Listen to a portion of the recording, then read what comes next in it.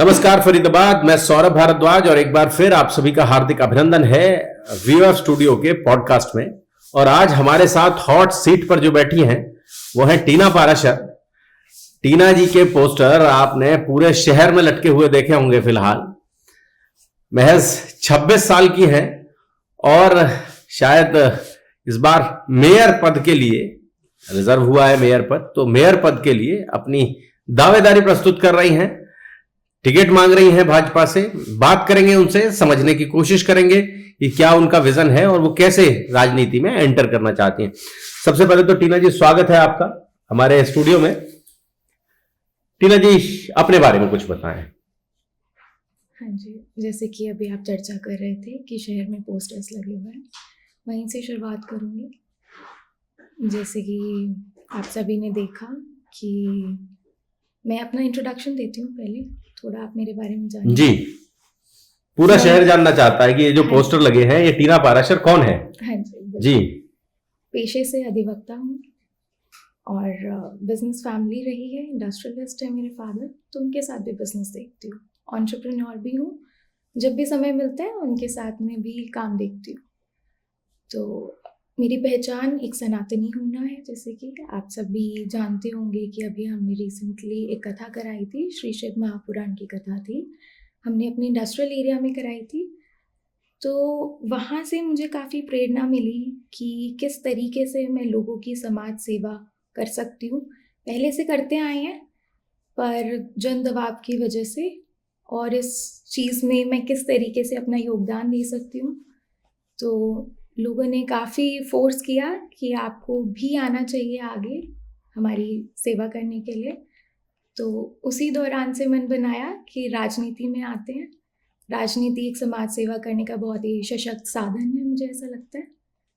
तो अपना योगदान देना चाहती हूँ कि राजनीति में आए। अच्छे लोगों के आने की काफ़ी सख्त ज़रूरत है, प्रशासन को दुरुस्त करने की काफ़ी ज़रूरत है।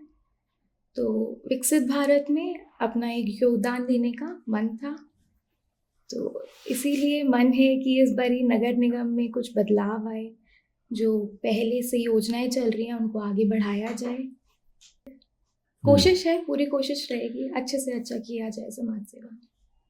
टीना जी, आमतौर पर ये रहता है, आमतौर पर ये देखने को आता है कि एक तो बहुत यंग एज है, 26 साल की उम्र है, और आमतौर पर देखा जाता है जब पॉलिटिकल बैकग्राउंड नहीं होता, जब राजनीति का कोई, तो इतनी यंग एज में बहुत ज़्यादा बढ़ने नहीं दिया जाता।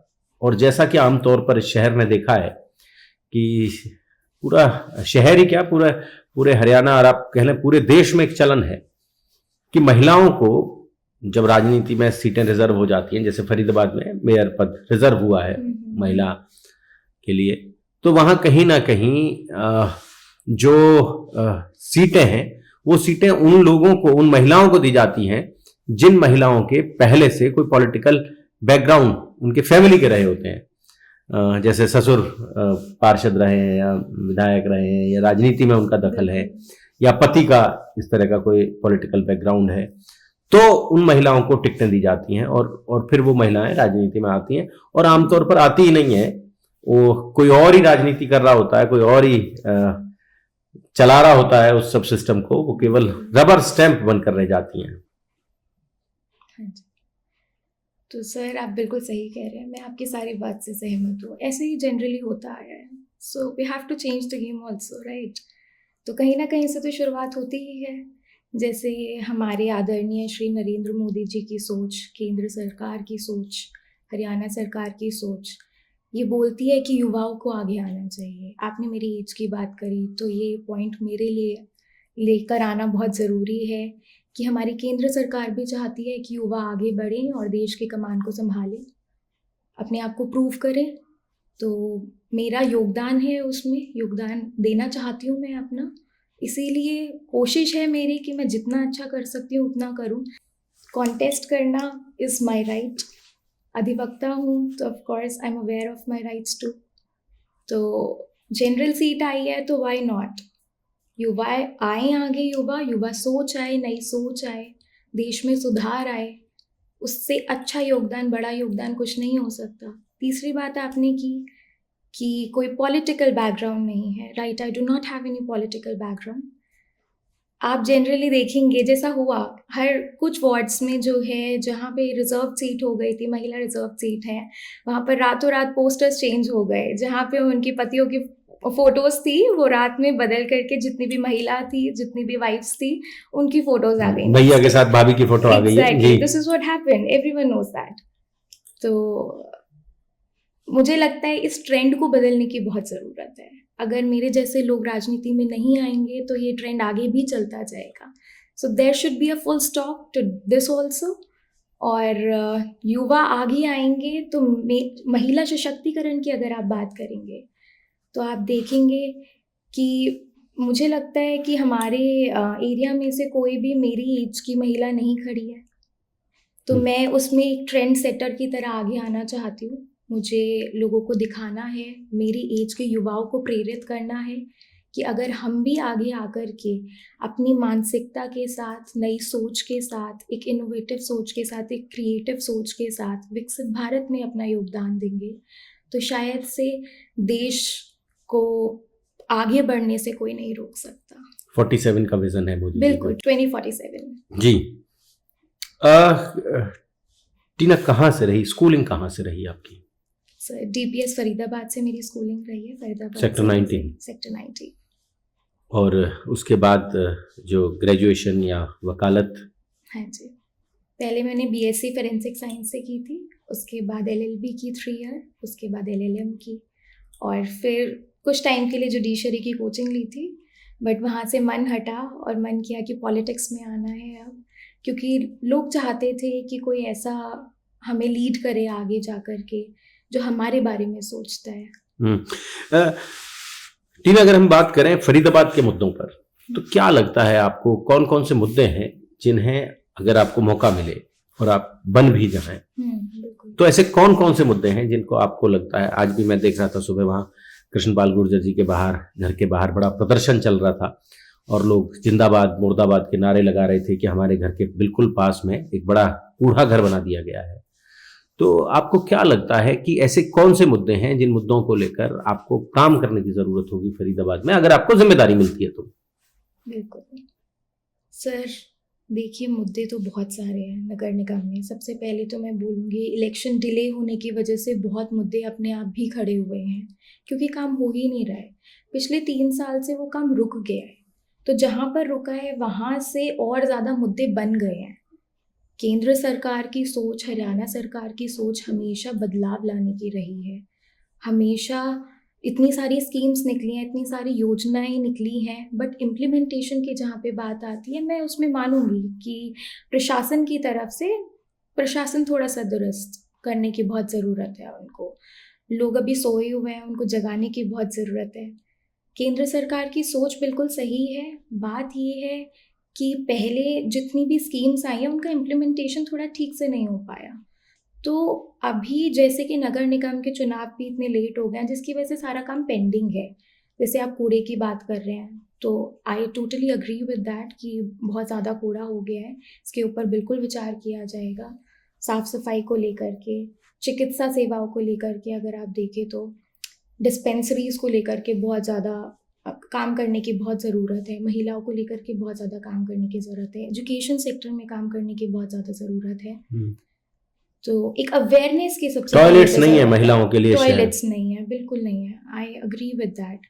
इन सब चीज़ों पे काम किया जाएगा। मुझे मौका मिलता है तो ये सब इनिशिएटिव्स मैं लूँगी। Of course government also wants कि विकास हो भारत का, तो ये सब चीज़ें तो आती हैं नगर निगम के अंडर में। और एजुकेशन को लेकर के थोड़ा ज़्यादा फोकस करना चाहूँगी। नॉट ओनली महिला, पुरुष भी, जितने भी हमारे बच्चे हैं, वो सब एजुकेशन सेक्टर के लिए मैं बहुत ज़्यादा काम करना चाहती हूँ। तो मुझे लगता है एक ट्रेनिंग सेंटर्स खुलने चाहिए, जो कि बहुत सख्त ज़रूरत है कि सबको ट्रेनिंग दी जानी चाहिए कि किस तरीके से काम करा जाना चाहिए। तो वो एक डायरेक्शंस, एक गाइडलाइन जब तक आप नहीं देंगे सबको, प्रशासन को भी, तब तक वो काम सही तरीके से नहीं हो पाएंगे। तो जगह जगह पे ट्रेनिंग सेंटर्स खोले जाने चाहिए, जहाँ पे हम बताएं कि किस तरीके से अगर हमने कोई स्कीम निकाली है उसका इम्प्लीमेंटेशन एक्चुअली कैसे होगा। टीना जी, आपने तो वकालत पढ़ी है। नगर राज्य की कल्पना है कि वो जो शहर है वही अपने आप में संपूर्ण राज्य है और वो पूरा स्टेट है। और वहाँ जो मेयर है, पहली बार मेयर का सीधा चुनाव इस बार फरीदाबाद में होगा। अन्यथा तो परोक्ष लोकतंत्र था कि हम पार्षद चुनते थे और पार्षद एक मेयर का चुनाव करता था, लेकिन पहली बार है। अगर होगा तो पहली बार होगा कि ये शहर में पहली बार कोई डायरेक्ट मेयर चुना जाएगा, सीधा वोट से मेयर चुना जाएगा।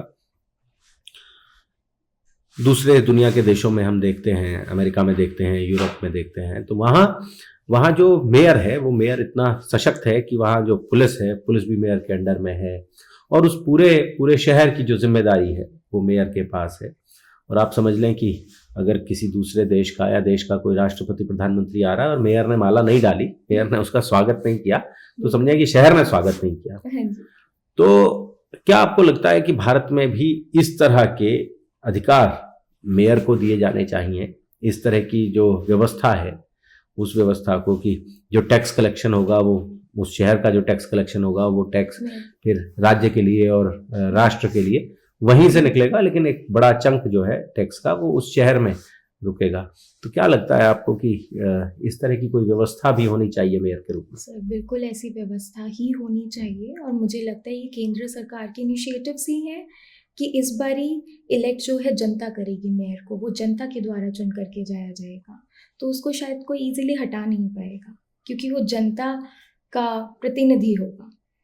तो वो वाली पॉलिटिक्स खत्म हो जाएगी जैसा अभी चंडीगढ़ में देख रहे थे हम कि पार्टी के विधायक हैं, वो माफ कीजिएगा कि एक पार्टी के पार्षद हैं, दूसरी पार्टी के पार्षद हैं, तो तोड़फोड़ की जो राजनीति है उस राजनीति पर कहीं अंकुश लगेगा। हाँ जी, बिल्कुल अंकुश लगेगा और लगना चाहिए मेरे हिसाब से।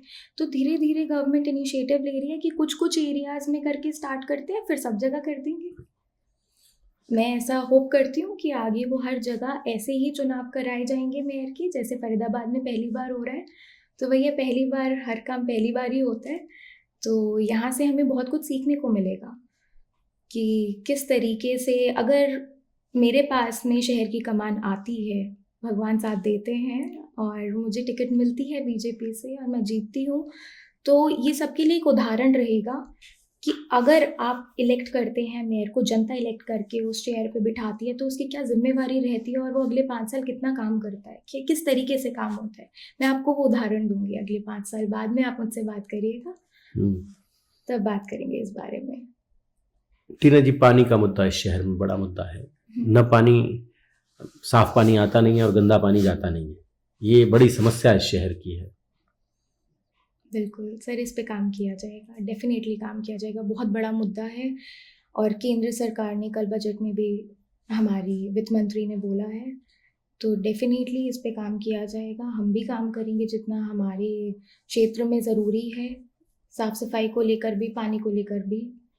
जो भी बायलॉज हम बना सकते हैं हम पूरी कोशिश करेंगे बनाने की, और किस तरीके से इम्प्लीमेंटेशन किया जाए, इसमें भी जितना भी हम क्रिएटिवली, इनोवेटिवली उस चीज़ को इम्प्लीमेंट कर पाएँ कि काम जल्दी से जल्दी हो, रफ्तार से हो, वो करेंगे। वैसे कैसा लगता है शहर, कैसा लगता है आपको? शहर सर, शहर खूबसूरत है, देखने वालों की नज़र होती है। कहाँ रहती हैं आप? कहाँ रहती हैं? मैं सेक्टर 2 रहती हूँ, फरीदाबाद में। तो शहर ठीक लगता है आपको? सर शहर ठीक है, उसको और अच्छा करने की ज़रूरत है, उसको सुंदर बनाने की ज़रूरत है। सकारात्मक सोच के साथ चलेंगे तो जो गंदगी भी है उसको भी साफ कर पाएंगे। तो चुनाव केवल बीजेपी से ही लड़ना है या लड़ना है कोई पार्टी, कोई? बीजेपी से। हमारे आदरणीय श्री नरेंद्र मोदी जी की सोच से प्रभावित हूँ, युवाओं को जिस तरीके से वो आगे लेकर के आ रहे हैं, तो योगदान देना चाहती हूँ अपना भी विकसित भारत में। इसीलिए चाहती हूँ कि हमारी भी सोच आगे आए और जितनी भी महिलाएं हैं, जो भी मेरे एज ग्रुप की हैं, उन सब को भी आगे बढ़ावा मिले। महिला सशक्तिकरण को लेकर भी बहुत सारी चीज़ें करना चाहती हूँ, तो इसीलिए अपना योगदान देना है। टीना जी, हमारे स्टूडियो पधारने के लिए, हमारे साथ बातचीत करने के लिए आपका बहुत बहुत धन्यवाद। धन्यवाद। जोड़ेंगे फरीदाबाद आपको ऐसी ही और चर्चाओं के साथ। बहुत बहुत धन्यवाद।